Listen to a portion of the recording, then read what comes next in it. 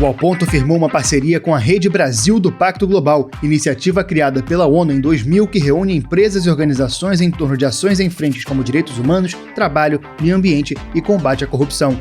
Com a participação de convidados indicados pelo Pacto Global, em toda segunda-feira do mês, o Ao Ponto debate qual o papel das organizações e do poder público em direção à sustentabilidade corporativa.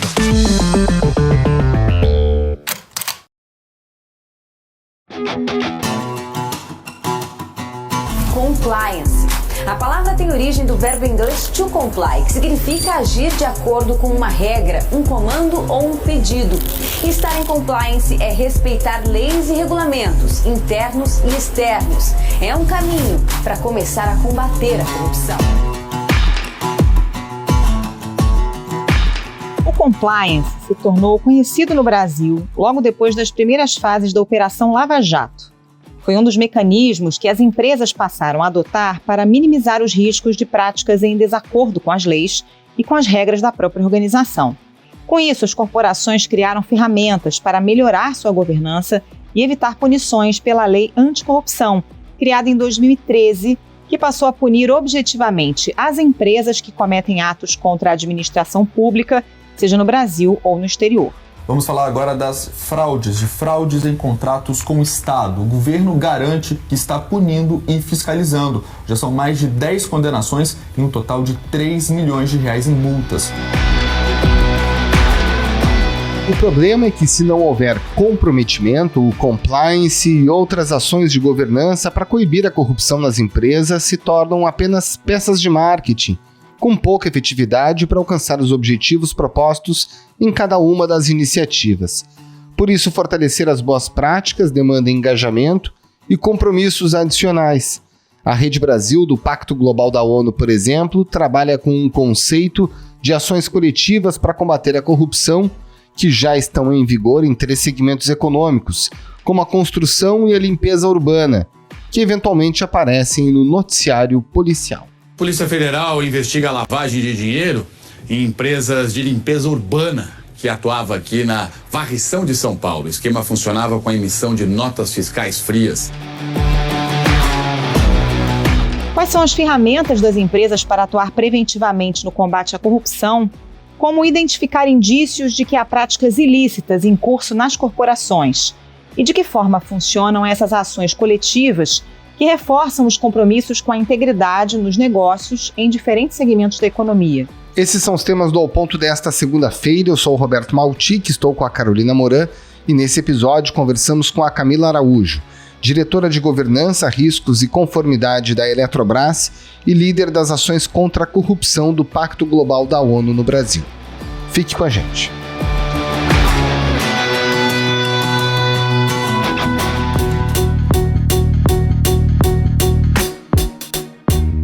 Camila Araújo, nós temos os órgãos como o Tribunal de Contas da União, a Controladoria Geral da União, que acabam tendo uma ação mais forte tanto de fiscalização como de controle e prevenção relacionada aos próprios órgãos públicos, as empresas estatais também.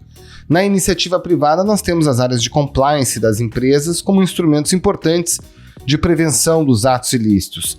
Isso é suficiente para coibir a corrupção no meio empresarial nas empresas? Quando a gente fala de setor público, a gente está falando de um setor da economia que tem uma responsabilidade social. A gente lida, com arrecadação, com o dinheiro que vem das pessoas, tudo. Então, quando a gente fala de ética, quando a gente fala de integridade, a gente está, de certa forma, sendo responsável com o compromisso de todo cidadão, E o cidadão tem uma expectativa de que a gente vai fazer bom uso daquela contribuição que ele faz, daquele imposto que ele paga, para benefício que volta para ele, Então, para isso que a gente tem os órgãos de fiscalização. Eles têm um papel fundamental de acompanhar todo esse trabalho que as empresas públicas, empresas estatais conduzem, Só que isso não se mostra suficiente. E por que eu quero explorar isso um pouquinho? Tudo começa com o tom do topo, Você pode ter todo o regulador, todo o fiscalizador fazendo um trabalho extremamente bom, focado, intenso, Mas se você não tem uma cultura de integridade dentro de casa, seja essa casa um órgão do governo, uma empresa estatal ou uma empresa privada, enfim, uma ONG, qualquer coisa.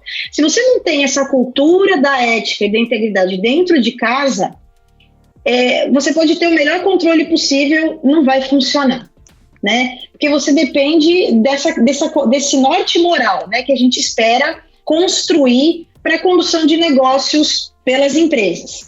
Então, o que a gente enxerga, né? Inclusive fazendo um paralelo aqui com o trabalho do Pacto Global.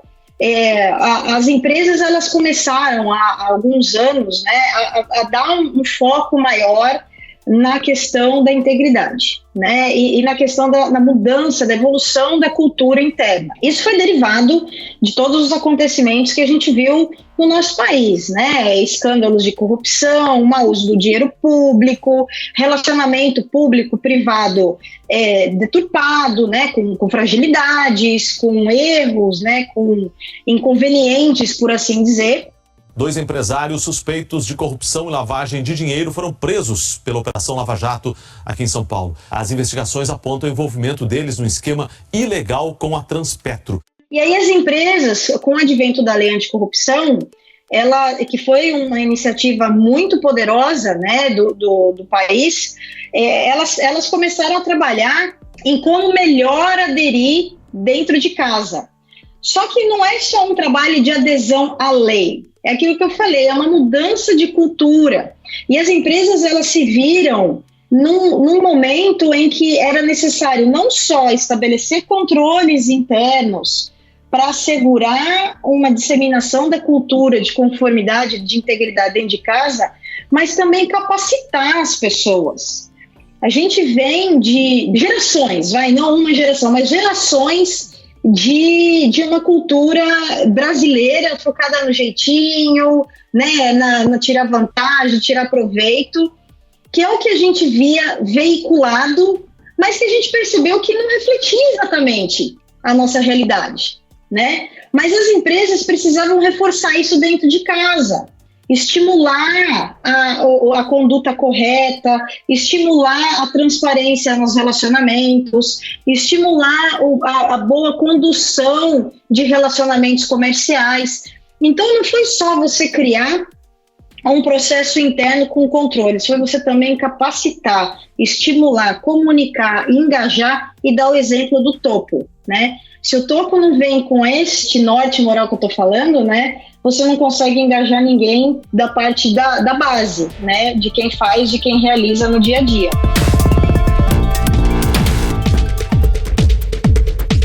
Camila, você tem uma carreira de muitos anos na iniciativa privada e hoje está numa empresa estatal, né? Esses processos e procedimentos são os mesmos em empresas públicas e privadas? Dá para trabalhar da mesma forma? A ética, ela não muda se você está numa empresa privada ou se está numa empresa pública, né? Você tem o mesmo conceito. Você precisa trabalhar direito, você precisa respeitar o próximo, você não pode discriminar, você tem que ter controle nas suas contratações, você tem que ter um código de conduta. Isso é, de certa forma, boa prática de mercado. Não é só para a empresa privada, não é só para a empresa pública. Mas eu concordo contigo que há um escrutínio muito grande, uma preocupação muito maior quando você olha a empresa pública, porque é pública, né? Tá todo mundo olhando, tá todo mundo acompanhando e você precisa mostrar que você está fazendo um bom trabalho, né? Não é só você ter dentro de casa, você precisa mostrar, você precisa provar, você precisa comprovar, você precisa responder aos órgãos de controle, de fiscalização. Então, você tem um escrutínio maior, né? Então, em termos de prática, é a mesma coisa, né? Eu preciso ter um código de ética, eu preciso ter uma política anticorrupção. Isso não muda, isso é conceitual.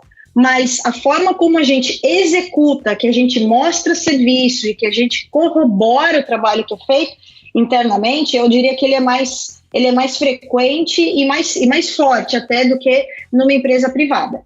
As empresas no Brasil hoje, elas têm um checklist, né? Se elas quiserem demonstrar para o público, interno ou externo, boa governança, elas sabem como fazer. Você pode, inclusive, ir no site dessa empresa e ver que tem um compliance funcionando, que tem uma diretoria de governança, etc. e tal.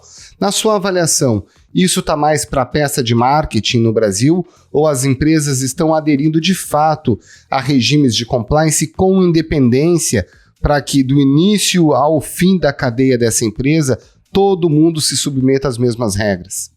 Olha, pela minha experiência no setor privado, eu trabalhei 20 anos em consultoria, né? E a gente prestava serviço, à época eu prestava serviço para outras empresas. Então eu pude acompanhar os esforços de muita empresa para colocar de pé realmente um processo de integridade forte. Primeiramente, o que a gente faz? A gente identifica todos os riscos, né, em todas as áreas aqui dentro da empresa. Após isso, a gente identifica quais medidas de controle que a gente precisa colocar e quais processos que a gente precisa aprimorar em cada área para evitar que essas situações ocorram.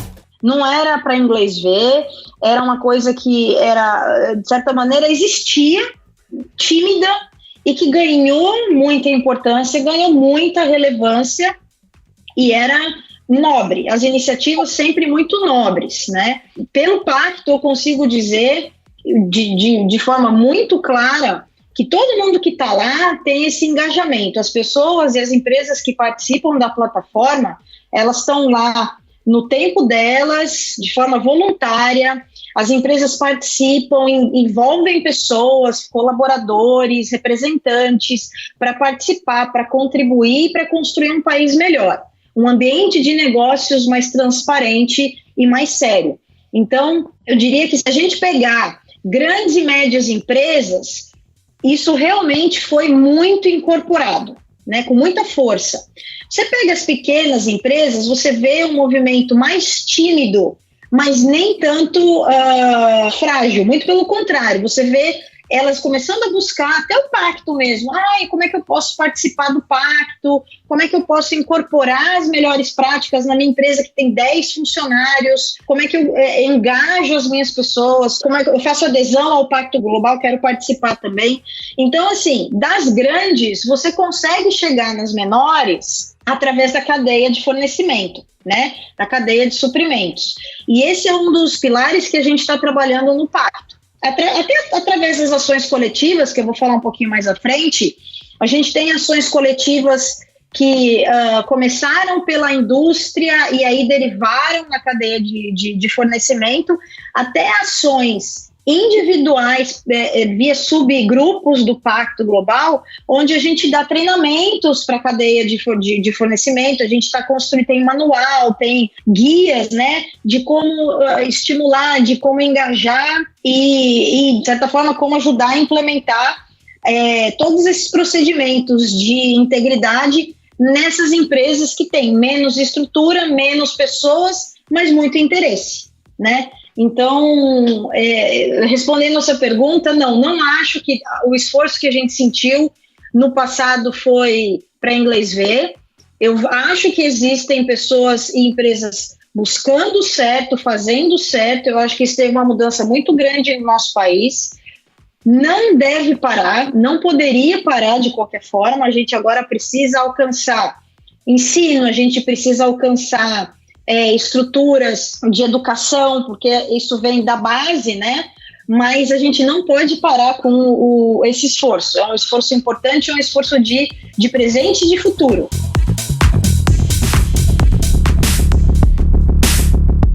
Camila, falando especificamente do Pacto Global e das ações coletivas de combate à corrupção, o que são essas ações exatamente? De que forma elas são implementadas na empresa? É uma espécie de guia de boas práticas? O que é? Explica pra gente.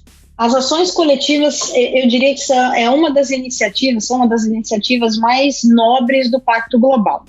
Como o próprio nome diz, elas são coletivas. Então, você une empresas do mesmo setor que buscam tratar de eventuais fragilidades que marcam aquele setor, com práticas que possam ser implementadas por todas as empresas.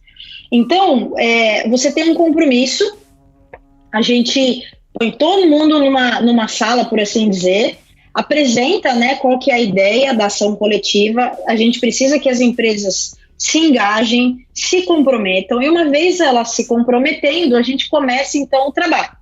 Ações coletivas têm um prazo, de certa forma, como é que eu vou dizer, regulamentar, de 120 dias. A gente quer em 6 meses entregar alguma coisa de volta para aquele setor de negócios. Então, você reúne essas empresas e aí o que elas fazem? Puxa, o que é a nossa dor, né? Elas geralmente fazem uma análise de riscos. Então, tudo é conjunto. A gente não pode ter uma empresa liderando ou empresas não engajadas, porque senão a gente perde o foco da coletividade. Então, a gente precisa que todo mundo participe e eles realmente participam. Então, constrói-se, por exemplo, uma avaliação de riscos, identifica-se onde está a fragilidade naquele setor em específico, e aí propõe-se, então, métricas, propõe-se atividades, programas que possam endereçar aquele risco em específico. A gente tem 3 setores, né, que iniciaram ações coletivas no Pacto Global: engenharia e construção, limpeza urbana e agroindústria. A agroindústria foi, inclusive, esse ano, está bem recente, estão fazendo um trabalho muito interessante. Então, citando aqui o exemplo de engenharia e construção, lá atrás o pessoal era um setor extremamente fragilizado, que apanhou muito aqui, entre aspas, né, apanhou muito nos últimos anos. Foram 8 meses de investigação até a Lava Jato chegar ao esquema de corrupção que unia as principais construtoras do país à Petrobras. E que procurou se coordenar para criar cartilhas, para criar métricas que pudessem ser incorporadas pelas empresas e pela cadeia de fornecimento. Eles alcançaram, acho que mais de 30 mil empresinhas com essas ações do grupo, que vieram da ação coletiva. E eles criaram um selo, criaram cartilhas, criaram guias de tratamento ou de implementação de integridade, etc. Então, você vê que foi um trabalho muito forte das empresas que participaram para contribuir de volta para um setor que estava muito, muito, muito fragilizado. Ô Camila, pode ter gente que está nos ouvindo agora que tem uma empresa pequena ou até média pensando, esse negócio de compliance, de governança é coisa para multinacional, para estatal, para empreiteira e tal, e não é, né? Como é que uma empresa pequena pode adotar medidas de compliance e de governança sem muita estrutura e muitos recursos? É possível? É possível, é muito possível. Eu posso dar um exemplo até, porque a minha família tem uma pequena empresa e eles aderiram ao Pacto Global e eles participam das ações. E aí, sem querer puxar sardinha, mas é só porque é uma empresa que tem 5 funcionários e todos eles seguem preceitos de ética. Então, você tem um código. Isso não é uma coisa que dá trabalho e que custa dinheiro. Você precisa colocar para seus funcionários qual a regra de conduta que você espera que eles tenham, quais cuidados que eles precisam tomar no trato com o setor público, no trato com o fiscal, por exemplo. 2 fiscais da Prefeitura de Porto Belo foram presos em flagrante por exigir propina de um construtor. Trato com algum órgão público, né? Quais os cuidados que você tem que ter ao fechar um contrato, a fazer uma cotação. Então, isso pode ser muito bem estruturado numa carta. Então, você contrata um funcionário, olha só, assim que a gente trabalha aqui dentro, tá? Então, se a gente tem algum desvio, se a gente tem algum problema, a gente tem que tratar. Então, eu enxergo muito possível. É muito importante que as empresas menores consigam também ter esse drive da ética nos seus negócios. Eu acredito nisso, eu acredito que a gente pode alcançar a todos, e não é só uma coisa de grandes empresas, né? Lógico que grandes empresas têm uma exposição maior, porque tem um volume de negócios muito grande, tudo, e esses negócios precisam ser acompanhados. Mas as pequenas empresas, elas também têm os seus negócios, elas também têm seus contatos com o setor público e elas também têm a fragilidade humana. Então, a gente precisa endereçar isso com regras, com direcionadores, por assim dizer, com um código que oriente a conduta de todos. Camila, só para a gente terminar, seguindo ainda nesse empresário que a Carol mencionou, existe alguma cartilha, alguma dica para perceber risco de que algo está errado na empresa de uma maneira sintética? Existe. O Pacto desenhou uma cartilha de avaliação de riscos de corrupção e é muito didático, com exemplos, com formulários, com práticas. É um material muito rico. Ele está disponível no site do Pacto Global, ele está em português, a gente fez todo um esforço de tradução, né, da metodologia do Pacto Global, né, lá de fora, trouxemos para o Brasil, conduzimos inúmeros treinamentos. Essa é a metodologia do Pacto Global, essa cartilha também, ela é objeto de treinamento de universidades, de escolas, porque é simples de se trabalhar e de fácil implementação por qualquer empresa, tá? O guia é muito didático, é muito fácil de entender. E é lógico, o Pacto Global ele está totalmente à disposição para ajudar essas empresas, né? Se é uma pequena empresa, pode pegar a cartilha, vai conseguir entender porque ela fala a linguagem de todos. Mas se ainda assim restarem dúvidas, o grupo de trabalho anticorrupção do Pacto Global está à disposição para ajudar a endereçar, para ajudar a esclarecer e, com toda a melhor expectativa, apoiar a empresa a adotar aquela cartilha. Você pode consultar, por exemplo, o site da Transparência Internacional para ver os riscos de país, o risco do Brasil, o que é que o Brasil tem de características, isso tudo está lá no guia. A gente fala, olha, consulte isso aqui para você ver onde o risco de corrupção nessa indústria ou neste país, tem os links, tem as referências, e aí as empresas conseguem entender, primeiro, o que ela enxerga que é fragilidade na visão dela e o que foi fragilidade que se tornou real no setor. E aí ela procura dessa forma, com o melhor entendimento que ela tem, conversando internamente com os diretores, com os funcionários, trazendo terceiros para conversar também, ela constrói o que ela enxerga que é o risco dela. E aí ela sabendo qual que é o risco dela, o que ela faz para mitigar esse risco? É isso que a cartilha diz, de forma bastante didática, como que você mapeia e como que você mitiga. Tá? Então é um trabalho simples, não precisa ser complexo, ele tem que se encaixar no seu tamanho, no seu apetite, e ele pode ser feito com essa clareza que eu expliquei aqui. E lógico, se tiver dúvida, a gente está à disposição lá no Pacto também. Camila Araújo, muito obrigada pela participação, um bom trabalho para você. Muito obrigado, Camila, uma ótima semana. Obrigada.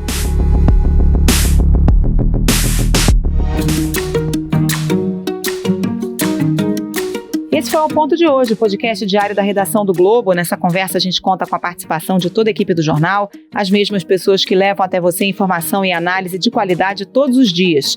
Quer saber mais? Assine o Globo. Acesse assineoglobo.com.br e confira todas as notícias e reportagens especiais. A produção é do Lucas Matias e a edição é do João Guilherme Lacerda. Tchau. Até mais.